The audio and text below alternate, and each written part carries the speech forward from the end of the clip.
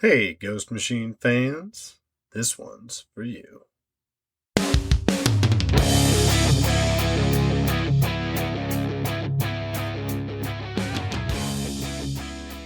Welcome to the Ghost Machine Fans Podcast, episode 59. It's time to return to post-apocalyptia with not one, but two radioactive protagonists. That's right, we're going to learn more about Ashley Arden's origin as she continues to teach Tariq how to manage his powers.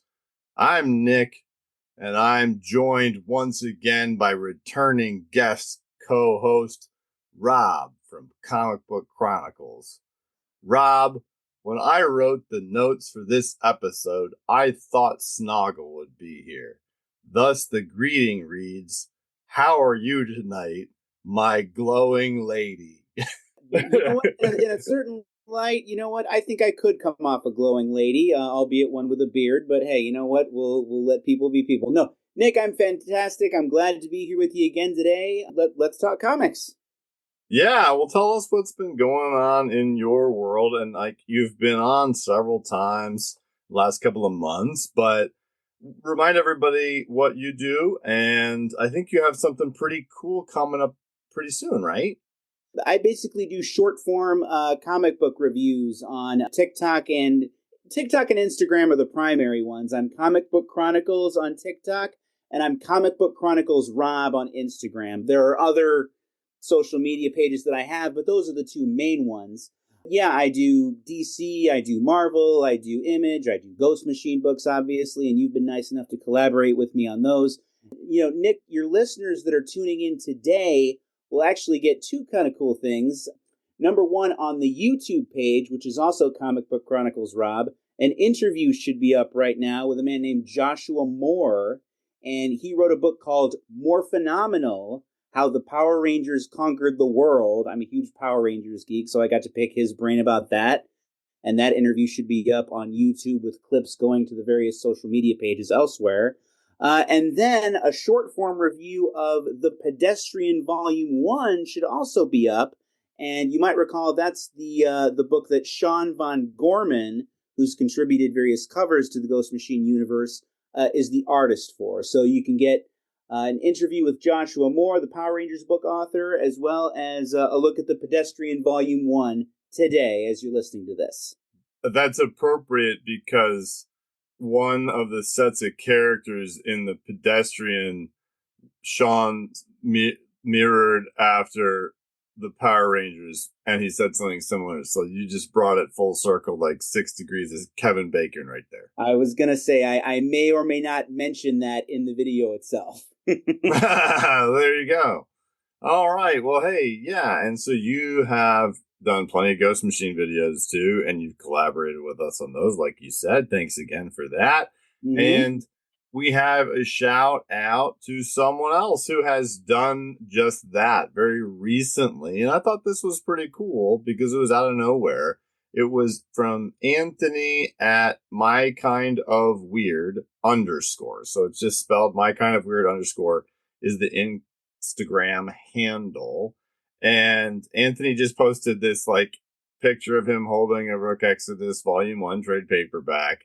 And it was like a review, but I guess he does a lot of dry humor. And the review was, this was good. But he also does a lot of content. He's the host of My Kind of Weird on YouTube. And they talk a lot about horror comics and bizarre books and things like that. My Kind of Weird .net is a secondary Instagram handle that also he has that supports that content. And a lot of people, like, I think are familiar with his humor. So it's pretty funny, you know? And so shout out to you, Anthony, and checking out your stuff is pretty cool, and glad to have you in the fold as a Ghost Machine fan. It says he covers horror comics and bizarre books. This is the first time hearing of him, but you know what? His stuff looks interesting. I'm going to check him out. Right on.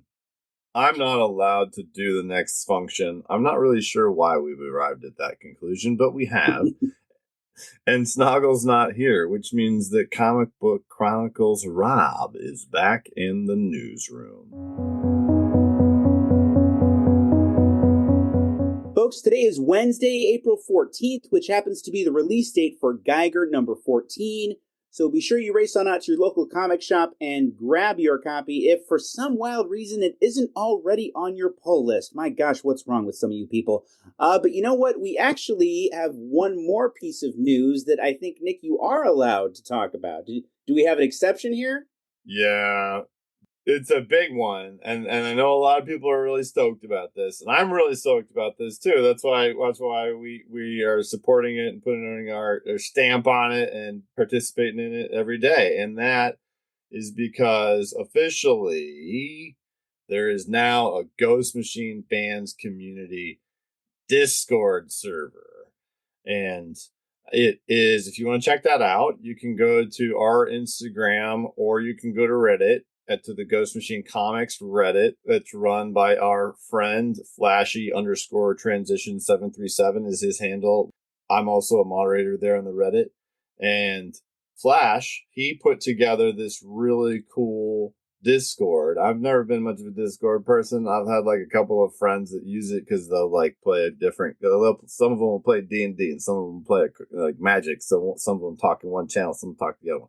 I didn't know there was that much to it, but Flash put this thing together. There's emojis for emojis in there. There's all these different categories. Like there's people in the separate miscellaneous image recommendation section, just kind of like chatting all day. Like there's over 40 people in the thing, I think now. And we've only had it active for, I don't know, like a week or whatever. So really big shout out to Flashy_transition737 on Reddit. And if you go to Reddit, it's like in the pinned stuff that you'll see that the invite to the Discord, or if you go to our Instagram, it's in our profile there. And it is an open invite. Just come on down, talk about any kind of comics and stuff like that. So what do you think about this Discord business, Robert? But no, my understanding is like you can do voice calls, you can do video stuff, you can do text stuff. There's various media stuff you can share through there. I have somebody that I talk to at my Joe job who watches anime with people on Discord and is apparently up until various hours of the evening. But like I said, I'm not super familiar with it, but I mean, 40 people inside of a week is pretty good. So I mean, you may be seeing me on Discord more and more as time goes on. Yeah, I guess maybe we'll have a Discord. Hey, we're both fathers. Yeah, indeed. All right, well, enough about that. Come join the conversation. We'd love to have you. But we today have something vital to talk about, and that's Geiger number 12. Now, Rob mentioned a second ago that Geiger number 14 is coming out today, but obviously there's so many Ghost Machine books. In order for us to do deep dives on them, we're always going to be a little bit behind. And we do that on purpose too, because the whole point is we want you to be able to go out, get this book, be familiar with it, and then join the conversation with us. And the best way for you to do that, if you haven't gone and gotten Geiger number 12, assuming you might be able to find it still in your local comic book shop, is for us to briefly speak on the fantastic covers that are available to you therein. Yeah, that's right. And then cover A is by, of course, Gary Frank, our regular artist, and Brad Anderson, our regular colorist. We've got Ash Arden on the cover. She's wielding her they're what do you call them? They're rods, but they're like special kind of rods. They're boron rods. Boron rods. I knew that. The boron rods. Yeah, very dynamic. Great cover, great dynamic cover. I guess it's hard for me to tell if he's going for the sexy factor or not. You know what I'm saying? Yeah, I do. And she look angry though, man. Oh yeah. I mean, there's no doubt about that. She looks raged. Like she looks like she's mad. And like it makes me want to be like, was she mad at Tariq? Is she mad at Tariq's enemy? What was she mad at? Yeah, and that makes me want, because at this point we don't, even in the current series, it's still like, or even by the time you've read the current issue, it's still like not for sure which way she leans. And this issue really raises your eyebrow. I think ultimately that he has a model somewhere. Gary has a model for Ash. I think it was you that pointed that out, actually, when we spoke about this before. Yeah, she just looks like her features are drawn from life. I mean, neither you or I, unless you know something I don't, have any kind of inside knowledge as far as Gary Frank's process is concerned. But it just looks like she looks so vivid and real that it seems like she must be drawn from life. Yeah, absolutely. And so that's what I think those thighs really get you. That's all. That's there all you go. They're just realistic. And that's a beautiful woman, whoever his study is for that. We'll have to ask Mr. Frank who his inspiration for Ash Arden was. I'd love to know that.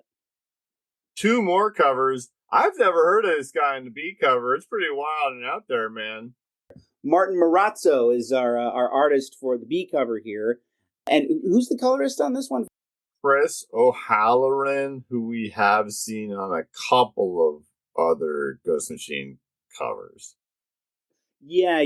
Martin Marazzo, he's done a bunch of different things, but what I know him from is a book called Great Pacific. Have you ever heard of that? No. Great Pacific came out in, I think, 2012, the first issue did. It's about the Great Pacific Garbage Patch, the infamous floating mountain of garbage, basically becoming its own sovereign nation, and like the various complications that arise from that. Really beautifully drawn book. But as far as the cover is concerned, yeah, the colors, or this cover is concerned, I should say, really vibrant, great greens and yellows. The eyes pop coming out of the skeleton. Great work. Yeah, and there's like wispies. Like the radioactivity is represented aesthetically different than really. I don't know what the type of art is. If it's like a bit eclectic or whatever, but yeah, I thought it was pretty cool. So I'm fairly certain I've not seen Mr. Martin on any other Ghost Machine covers yet. So welcome to the party, Martin. Yes, sir.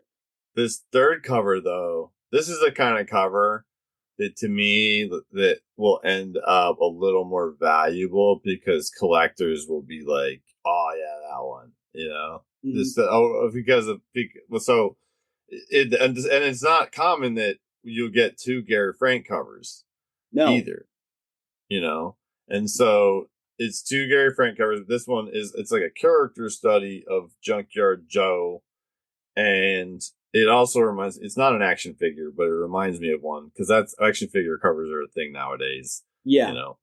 Yeah, absolutely. And the thing about Junkyard Joe that lends himself to a character cover like this is, I mean, he, at the risk of being too obvious, he's a robot. So, he has an appeal to him as far as that, front view, side view, rear view thing that, just regular human characters might not necessarily, because he's just interesting to look at. He's a robot. That's a good point, because it sticks out for that reason. Like, it could be a diagram of him. Mm-hmm.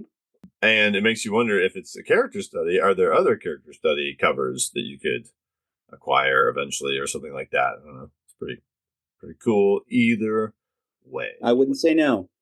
Mm-hmm. So those are the 3 fantastic covers you can pick up if you go grab Geiger number 12 from your local comic book shop. But now it's time for the deep dive, which makes this your official spoiler pause for Geiger number 12.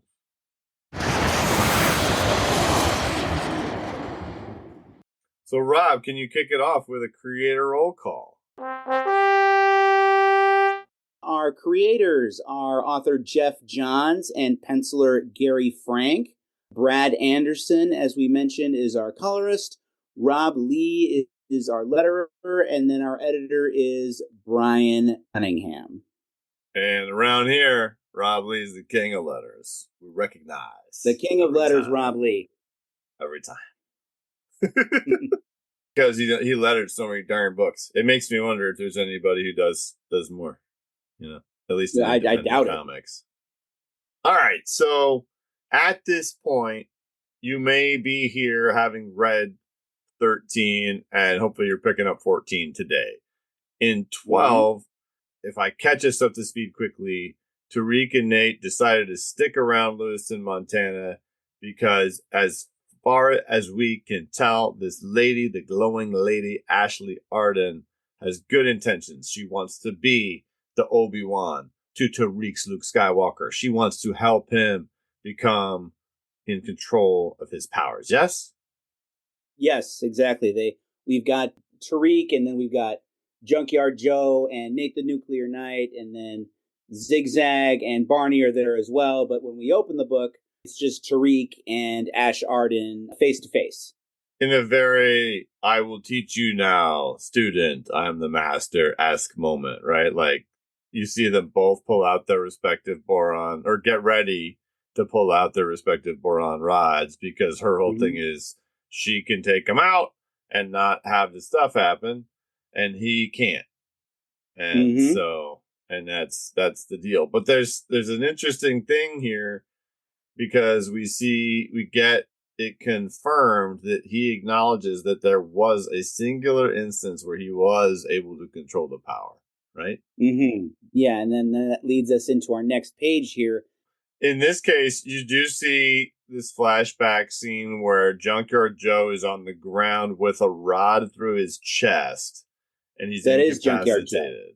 It's in Junkyard Joe in the background, and he's remembering a time, because Ashley asks him, was there ever a time you could suppress the radiation without the rods? And he says once, and then he remembers a time, and it was when it's in Geiger Volume 1, number 6, when he's fighting Junkyard Joe. And that's also the issue that you probably have seen it's kind of a harder to find comic in second print. It has the first cover appearance of Junkyard Joe, that full profile on the white background. Gotcha. It's a rarer Ghost Machine comic. And so in that comic, President Griffin sends, although you haven't seen President Griffin yet, it's like the vice president actually sends Joe out and says, bring the robot online, and sends Joe out to get Tariq, and Tariq wins. And then these two kids, these are some kids that he saved in the previous series, which was not too long ago, and before he met up with Nate. And the point is that he goes through this massive battle with Junkyard Joe. He wins the battle, but then they're like, it quotes them on that first page. It says, "You won't hurt us. We're like a family now." And so that's actually something that the kid said. And in that panel, you do see in the original, the power like subdues. And it was kind of one of those things where a lot of us were like, "Oh, now we can control it, yeah," you know. But that's not that. So in a sense, that's kind of like the direction it went in. It just not as quickly, which is very Johnsian, right? It's not going to happen overnight. And that makes it for a better story. It makes it for a way more digestible and a lot more character development. But as it continues, like you do just see one other glimpse of them sitting in a vehicle, the two of them in their hazmat suits with Barney on that second page. That's those same kids. But all the way back then, it was not his prerogative to try to control this stuff. It was his prerogative just to try to protect his family until he realized that they weren't in the condition he was hoping. But now he just can't do anything. So he's like to the point where he can't even keep these things out for more than a few seconds, right, dude? Like, he just takes these out for a few seconds and goes off. Yeah, I mean, it does not appear that a good amount of time has passed in between panels here. Like, we at the top of the, I believe it's the fourth page, we have the schlut sound effect indicating that they've come out of the holsters. And then at the very bottom of the same page, his eyes start to turn green. He's like, I can't. And, she does the whole keep yourself there, Tariq. And he appears to have a small explosion. And then she sort of absorbs the explosion that comes off of him. So, yeah, not a lot of time has passed. Not a lot of control for our friend Tariq here. And that's I know we don't have superheroes in Ghost Machine, but that's like a superpower wrinkle, what she does. Like, she's consciously raising one of her rods, drawing the radioactivity away from him and absorbing it. And it does appear, like she doesn't show like that it is like feels good, but it seems to energize her in some way. You do sort of get that indication through, I guess, the visual language of her face in one of the panels here. Doesn't seem like she's hurting. It just seems like she has a mastery of her abilities that Tariq doesn't. And the thing that's neat about their relationship, at least how it's developing in this issue, it is that they do that, and that's mechanically really cool, very cool, amazing art, and I love how Brad does colors whenever Geiger transforms, because Brad makes it happen, you know. But then the conversations that happen between the two of them are really more like a character defining, but also give you more about the transformation he's going through, ironically, when he's not transformed. You mentioned how Obi-Wan Kenobi-ish this opening scene kind of is. And yeah, when I did my short form review of this issue, I did mention that this opening scene is kind of giving Luke Skywalker and Yoda in The Empire Strikes Back, maybe a little Daniel LaRusso, Mr. Miyagi and the Karate Kid, that kind of thing. And it's interesting because we just met Ash in, I think, issue 11. Is that right? Yeah, I think the cameo was the last page of 10. Right. So yeah, we're just meeting her, and there were a lot of questions, and I guess still are, about what her role was gonna be. Is she gonna be a love interest? Is she gonna be an enemy and an opponent? Is she gonna be a mentor? And it seems like with this opening scene, Jeff Johns, our author here, is kind of leaning into the mentor expectations. Okay, this is what she's going to be. All right. And he's, very much striking those Yoda / Mr. Miyagi-ish chords. I'm wondering, to what extent he did that, knowing about what the big twist at the end of this issue was going to be, and how heavily he consciously leaned into that train of thought. You know what I mean? I know what you're talking about. It for me it's a value add of reading Jeff Johns, because I know what he's gonna do to me, and so like, you know what I'm saying, like, to me it's like I want him to do this. I want him to lean into that so that the reverse is more effective. And or I want a comic book to make my brain think towards the end of it that one thing may be happening that is different than the next. I think the only time it becomes tedious is sometimes, like, and this isn't the case with Ghost Machine, but sometimes a comic book will do that every single issue instead of just having like continuous stuff, and in this case they keep you guessing, and it is just enough to where it's like, well, she does indeed have a purpose in what she's doing in this issue, and if she happens to do it in a thoughtful way, because really that's the thing about it, is the Obi-Wan thing is to some extent, but then she starts to ask him some questions after revealing her origin, and her story is like some rough stuff when you really compartmentalize it. Like, what did you think about how she got her powers and how it happened to her family and stuff? So they get in the car here, and they're good. The idea is they're going to find the people who murdered Dr. Molotov, right? That's their, because Molotov was a mentor figure to her and sort of taught her how to control her powers and gave her the boron rods, etc. And they're talking about him, but yeah, then as they're driving, she goes into sort of her origin, and that, when the war broke out, her family died, and she ended up in her grandmother's care, and her grandmother thought that her powers, her radioactive powers, were divinity, like they were a gift from God. But then her grandmother dies, and a family from their church takes her in, and then the father from the family dies, and the mother from the family dies, and the children from the family die, and so there's people dying all around her, and then eventually she basically gets cast out of this community. It made me wonder a little bit if for some reason the grandmother was the only one that was aware, because Mm, we see the she doesn't specify if she knows how she got her powers or how they manifested. right. We see her say it burns, and then it's just her eyes. So it looks like it's like inside her, like passively, and she Uh-huh. got it at a super young age because she says she was 3 when the war broke out. So my first thought was if she was born, maybe I was like, maybe she was born on the day the bombs dropped, like something like that. But Right.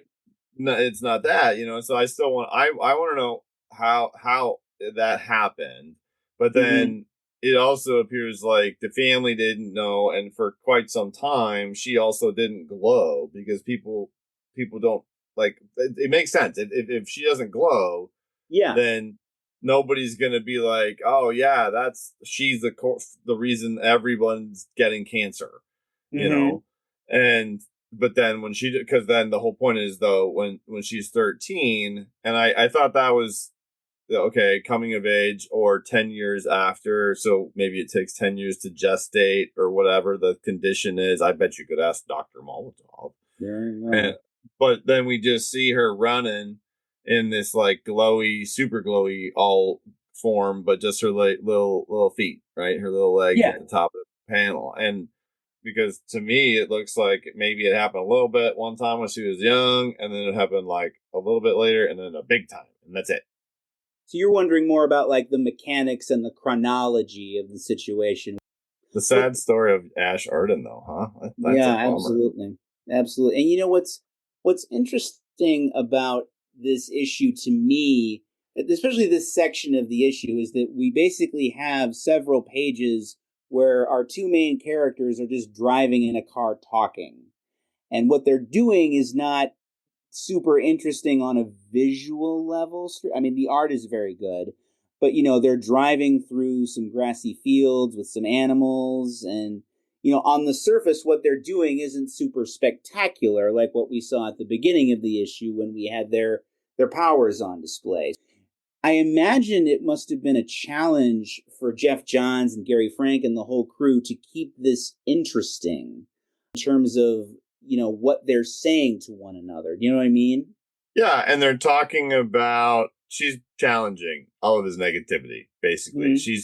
This is what I meant about his real transformation and what he has to control, because he's trying to find a cure, quote unquote, to his thing, as far as we can tell, because he kind of maybe wants to be able to die.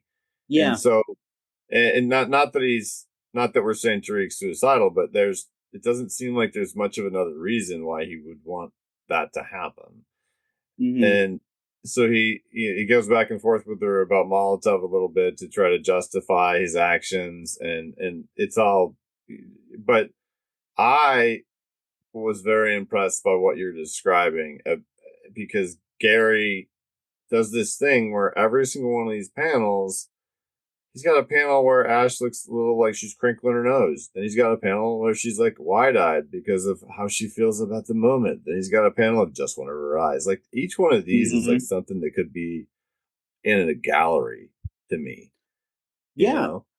On a surface level, that's if you want to talk about it in terms of quote unquote filmmaking, what you've got basically there is just a zoom in shot, like a continuous zoom in shot of Ash's face, but her expressions are changing enough that it's interesting to look at.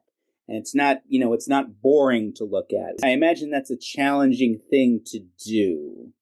Absolutely. And Geiger is, of all the Ghost Machine titles, typically the most dialogue light in many cases.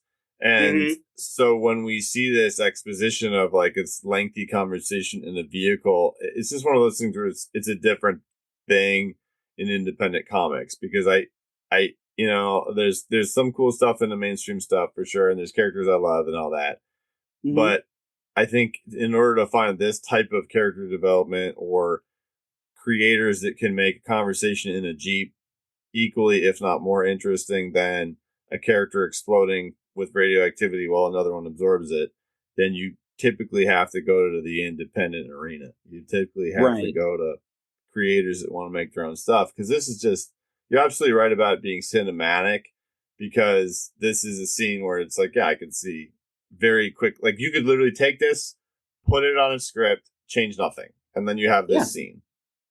Like it translates directly to it. So, and in the end, the whole point is they go back and forth, him justifying his actions and all this stuff, and she asks him, "Do you believe you're a good man?" And he says, "I used to." Mm-hmm. And she says, "Now we're getting somewhere. It's time to begin." And like, it's essentially saying like, you admitting that is the first step to you being able to do this thing that you're saying you want to do. Yeah, that's kind of the beginning of her mission statement. Okay, so we're taking him on a personal journey as opposed to one that just involves superpowers and sort of calming your inner chi, so to speak. Yeah.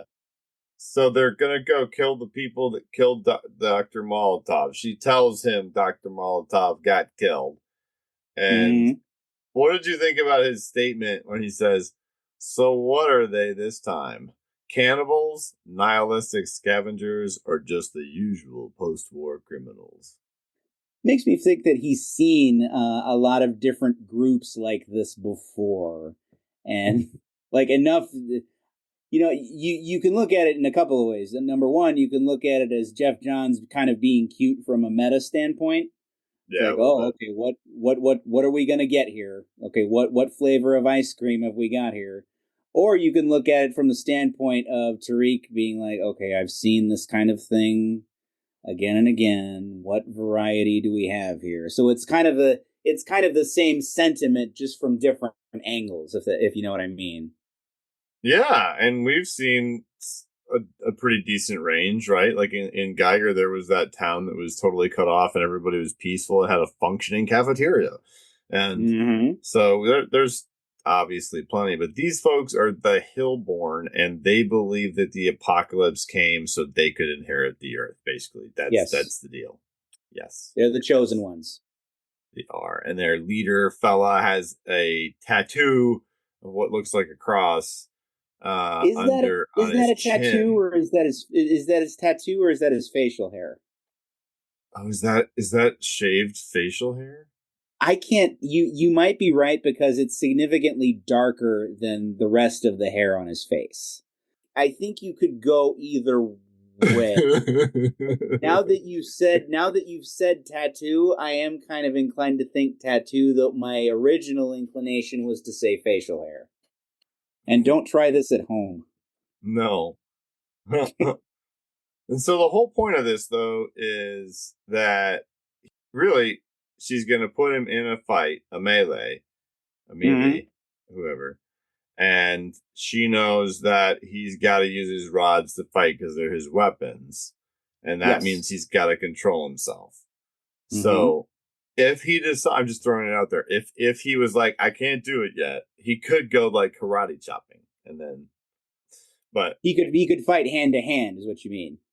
yes, yeah, I mean, he could defend himself without having to use his powers necessarily. But I mean, obviously, because he has them, that's an avenue that is, I guess, the path of least resistance, so to speak. yes, and I think it's fair to assume as well that the expectation is it's like, hey, you're here for this reason, so you better Mm-hmm. like hop to it. If you can't control it, it's not that big of a deal if you incinerate these people with radioactivity. She literally says at one point, "This is your test." Yeah, and it's So like, okay, she's clearly got something in mind. yeah, yeah. It's like, well, what if you fail your test, man? Like, it's just like week one or whatever on this. Like, even Luke didn't pull the X-wing out of it. I'm looking at this issue as we're talking. Look at the teeth on Jonas Hillborn. Like next to the panel where Ash says this is your test. I mean, look at the detail and the creases in his Oh, face. Look at the intensity in his eyes.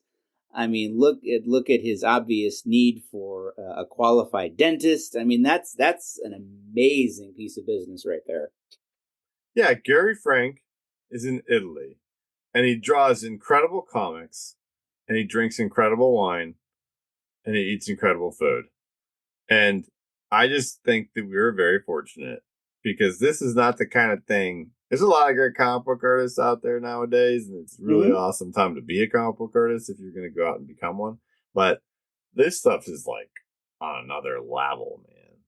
To backtrack a tiny bit, you mentioned that if you want quality writing like this, you kind of need to go the independent route.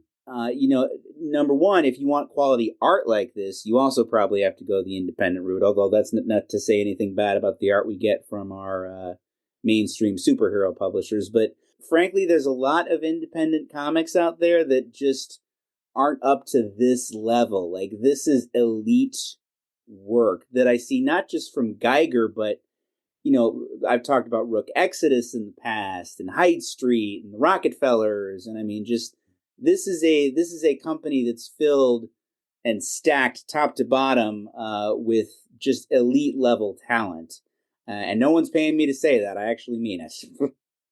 Yeah, and Brian Hitch just gets better with every issue of Redcoat. Peter Snaberg on the Hornsby and Halo. If you go back, he's done a lot of stuff, man. He's a sleeper. But you're right. It's like another level of care is given to the work. Absolutely.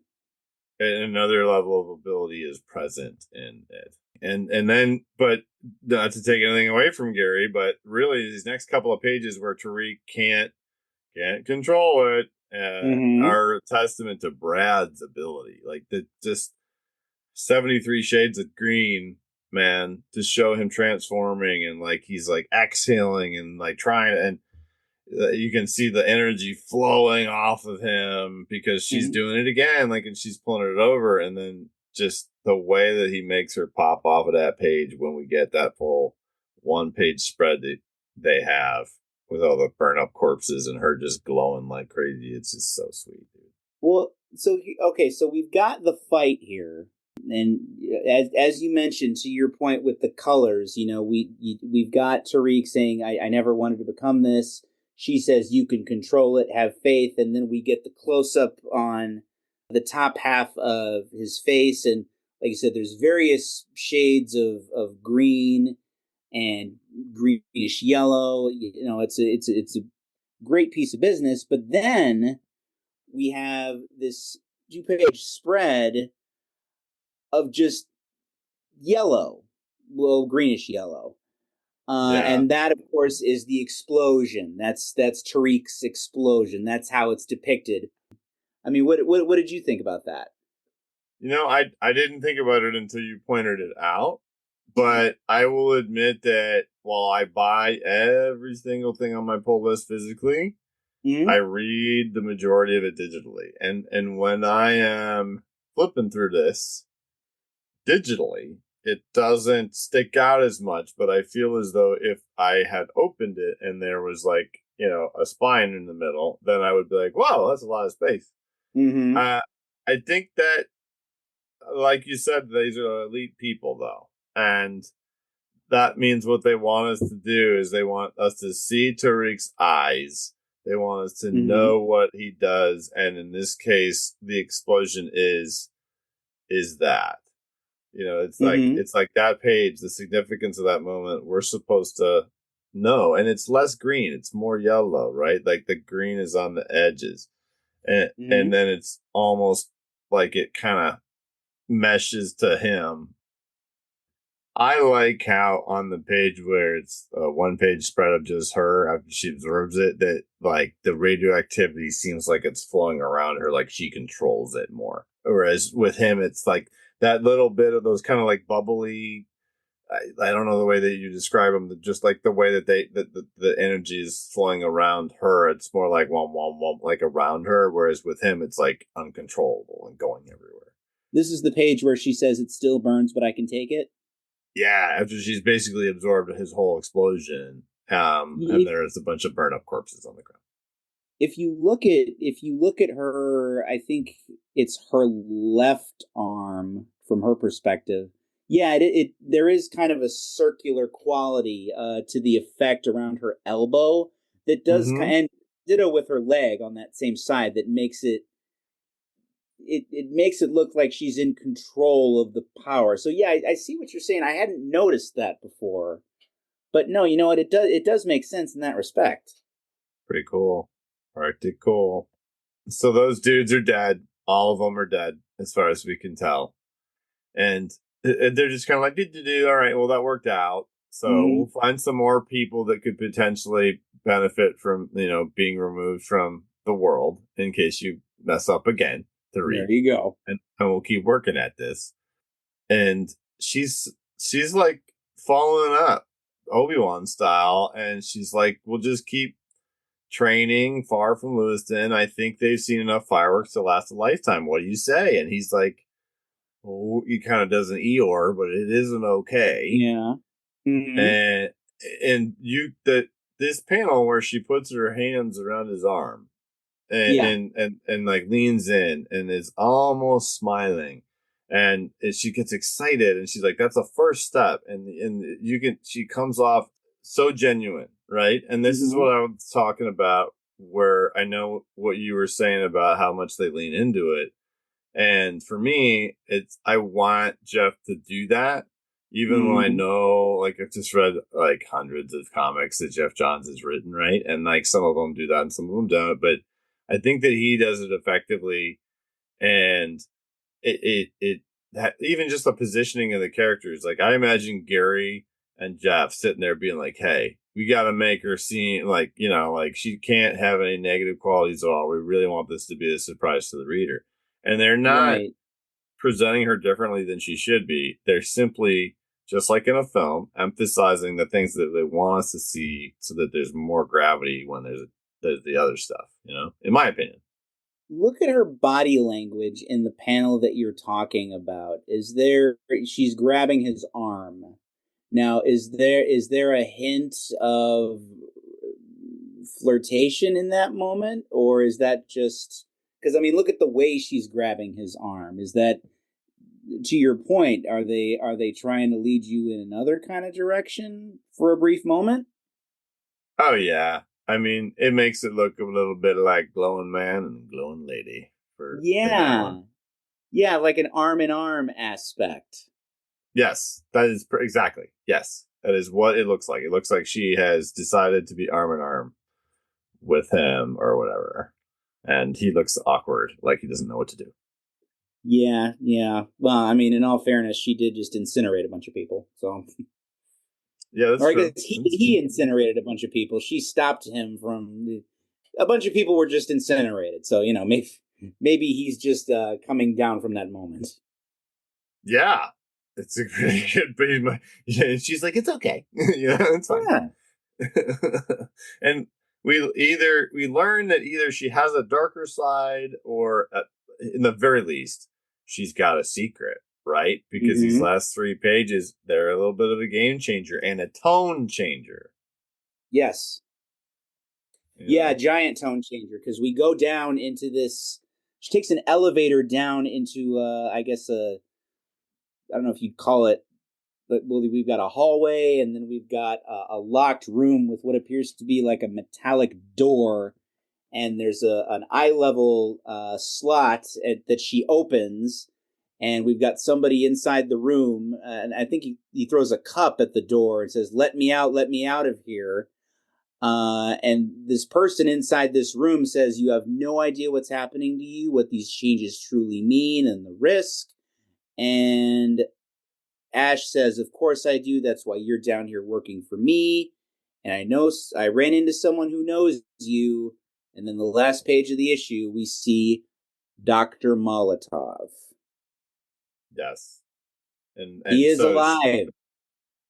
she refers to him as Dr. Molotov because, like, we get the camera to see inside of the cell or whatever. Uh, Mm-hmm. but then it's her word bubble. And what did you think about how, as she gets off the elevator, the lighting is all dark and red? Red in this context mixed with the black, it's got a definitive sinister tone to it.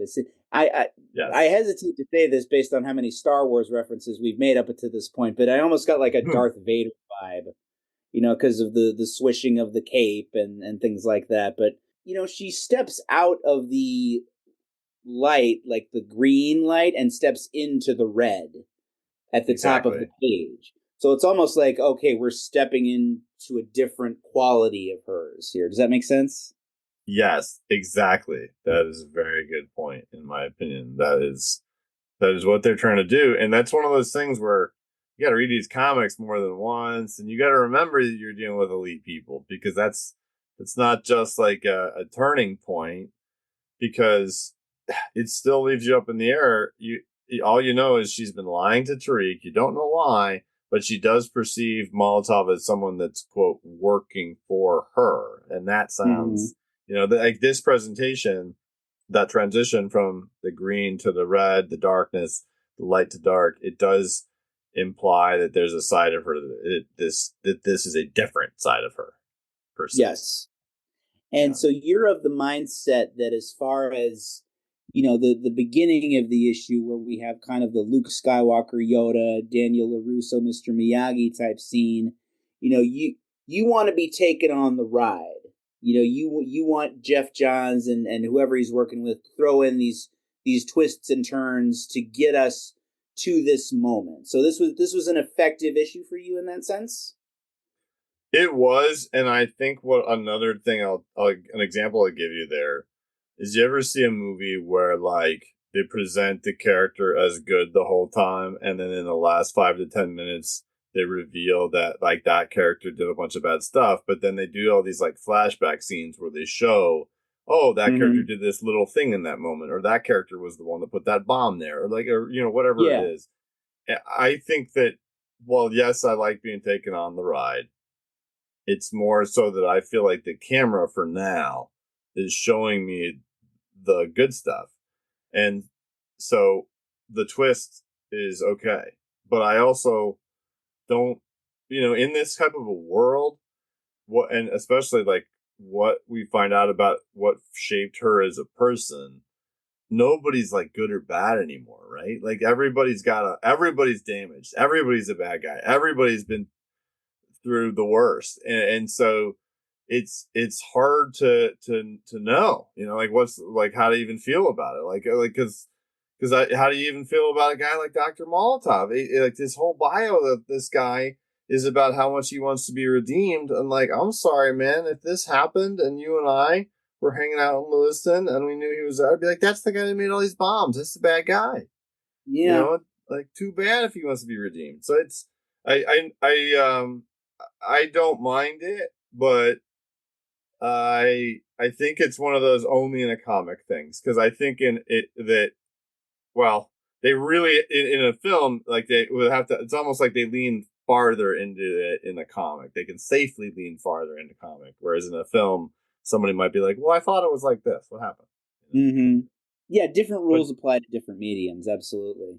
But no, I see what you're saying. There's a moral ambiguity yes, to a world in which you have to fight to survive, and different people have to make different choices at different times. And the lines between Tariq and Ash Arden, and I guess in this case Dr. Molotov, are pretty blurry in certain areas. And you find yourself asking, well, what is it that makes Tariq different from Ash Arden?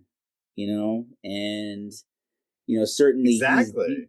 he's a damaged individual that has, I guess there's a difference between a good person who has done bad things and a bad person.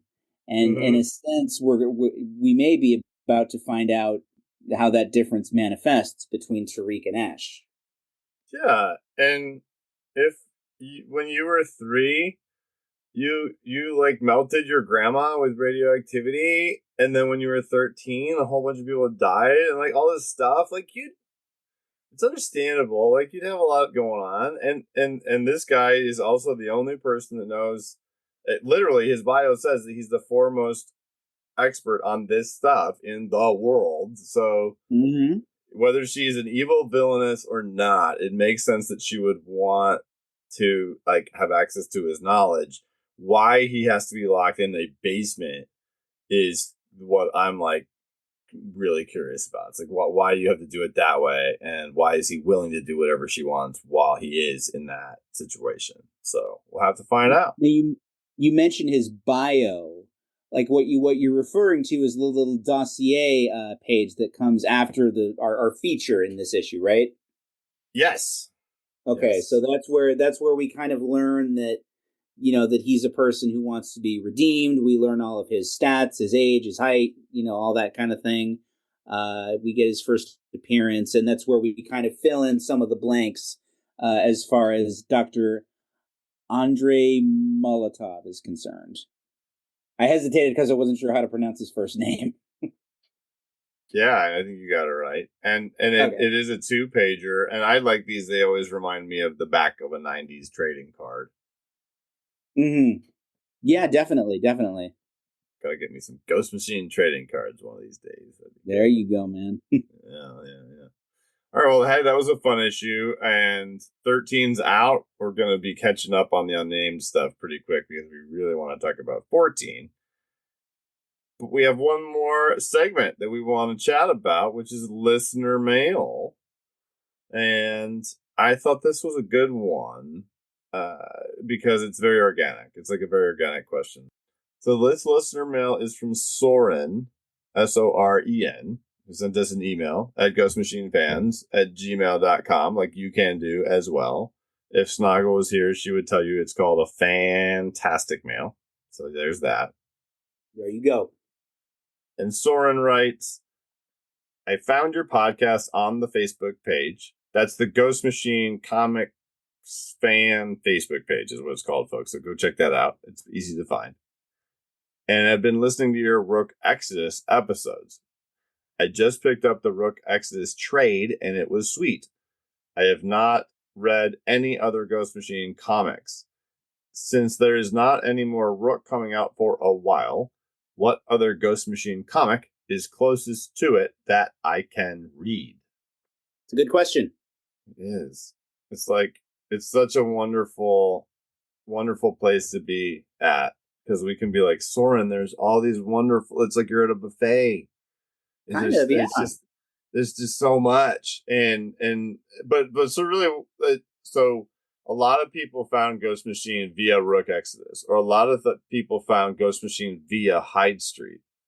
And that means that those people may not know what the Unnamed is, which is Geiger, Junkyard Joe, and Redcoat.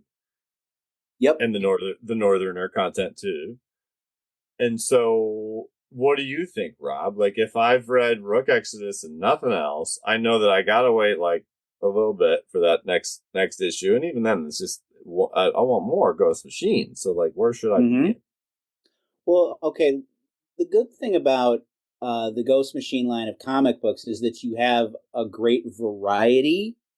Rook Exodus is, as I look at it, sort of post-apocalyptic sci-fi. Okay. But then and we're not strictly sticking to the world of Unnamed in my instance here, but we've got Hyde Street, which is a horror book, and then we've got the Rockefellers and Hornsby and Halo, which are kind of the line is called Family Odyssey, so they're family oriented books, and then you've got Redcoat, which has it's got historical fiction elements in it, and then you've got Geiger, which is sort of a more straight post-apocalyptic book. If I have to pick one, I would probably go with Geiger, not just because we just talked about Geiger, but because I think if you want that post-apocalyptic flavor, that would be a good arena to transition into. And then from Geiger, you can easily transition into Redcoat and Junkyard Joe and those sort of different books that can sort of take you into the Ghost Machine multiverse at large. Does that make sense? Yeah. Yeah. And I think if you like post-apocalyptic stuff, then obviously Rook is different. Like you said, it's more sci-fi, more future-y, and the animal angle. But these other books are written by the same person, so let's just make sure that you know this, Soren, and anybody else is Jeff Johns writes Rook Exodus, Hyde Street, Geiger, and Redcoat. Peter Tomasi writes The Rockefellers and Hornsby and Halo. And so if you enjoyed the writing in Rook Exodus, you'd probably enjoy the writing in those other titles as well. And at the same time, I think you did a really good job of pointing out the different types of universes that somebody can approach. So if you happen to hear what Rob said and you're like, ooh, I like horror, I didn't realize there was a darker one, then definitely check out Hyde Street. But really, if we want to talk about how easy it is for you to do this and how much content you can devour and still get caught up, it's not that much. Like if you want to go learn all about Ghost Machine, it's a perfect time to do it because there are trade paperbacks out for Geiger, Volume 1, Volume 2. There's a Junkyard Joe trade paperback for those 6 issues. There's easy stuff for you to obtain, just like you did for your Rook Exodus trade paperback, because you're coming to us, like we've talked about before. We talked about this with Brad Anderson and Rob Lee when they were on the show recently. A whole new group of folks tend to gravitate to titles once the trades begin coming out. And so this is a really good time for you to do that, Soren, because of all the other things I just listed are trades, but that they also collect some of the stuff from 2021 and 2022 that you otherwise would have to like go hunting for or read on like a digital medium if you know that's not your thing. And so it's so easy. You can literally read all of Geiger's still up to current, and I think it's within 20 issues or less. Redcoat's on issue 11, so that's not that many comics, you know. And all together, you grab all of those, sit down for a couple of days over a weekend, and you've caught up on everything. And if you like horror, Hyde Street's 5 issues. You literally go out there, buy Hyde Street, you buy It Happened on Hyde Street, Devour, which is a one-shot. You got 6 comic book issues right there. Bam! Ready to rock. It's very expansive, but not expansive in the sense that, oh my God, there's a giant galaxy I have to work my way through. We're at a point in the line where it's all very easily digestible. So it's a very unique time to be a Ghost Machine fan, and a very advantageous one at that. Absolutely. For sure. Well said. So thank you, Soren, for reaching out to us and for checking us out and for finding us through our friends on the Ghost Machine Comics fan Facebook page. So that is about the end of this episode. And you know what, Rob? Recently, one of our biggest fans, Andy, had reminded us, hey, you got to tell people what you're going to read next time. You don't do that. We don't know what to prepare for. We got to get back on that train. So we're going to do that right now. And I wanted to tell everybody the good news, which is that the creator of Armored, Michael Schwartz, he's going to be returning for our next episode, which is going to be Redcoat 11, Spotlight on the Northerner. We're bringing out the big guns. Ecstatic to have him back. That's going to be next week's issue, so make sure you read Redcoat 11. Michael Schwartz, great writer, great human being, so I'm excited to hear what he has to say. That's right. You've interviewed him before as well, haven't you? I have. We talked pretty extensively about Armored, and I think I did review all 4 issues. Nice. All right. And if you want to check out any of our other content, you can do that at www.ghostmachinefans.com, where we've got a wiki that we would love some more contributors for. We've got some friends on the Reddit that are going strong, the Ghost Machine Comics Reddit. Then make sure to go to our Instagram and look in the profile and the recent post about the brand new Ghost Machine Fans Community Discord. And thanks so much for joining us tonight on the Ghost Machine Fans Podcast. Podcast.